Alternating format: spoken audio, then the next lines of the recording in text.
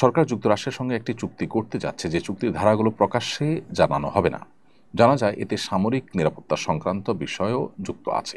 এ ধরনের গোপনীয় চুক্তির বিষয়ে নাগরিক হিসেবে আমাদের প্রতিক্রিয়া কী হওয়া উচিত? খুবই গর্হিত একটি বিষয়।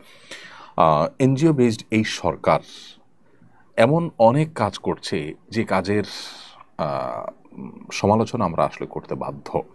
সাধারণত পলিটিক্যাল বিষয়গুলোতে আমরা কোনো মন্তব্য পারতপক্ষে করি না, কিন্তু সরকার এমন কিছু উদ্যোগ নিচ্ছে যে উদ্যোগগুলো আমাদের সাথে, অর্থাৎ দেশের মানুষের সাথে কোনো কোনো ক্ষেত্রে বিশ্বাসঘাতকতার সামিল। যেমন জাতিসংঘ মানবাধিকার কমিশনকে ডেকে আনা এখানে, এটা সরকারের রুটিন কাজের মধ্যে পড়ে না এবং একটা ইন্টারিম গভর্নমেন্টের কাজ হয় না। এটা যে কাজগুলো আসলে নির্বাচিত সরকাররা করতে সাহস পাবে না, সেরকম অনেকগুলো কাজ এনজিও বেসড এই সরকারের বিভিন্ন গুরুত্বপূর্ণ ব্যক্তিবর্গ তারা তলে তলে এই কাজগুলো এখন করিয়ে নিচ্ছে।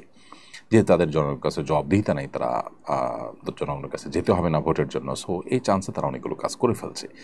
এই কাজটি অর্থাৎ যুক্তরাষ্ট্রের সাথে এরকম কোনো গোপন চুক্তি করা, সেরকম একটি কাজ।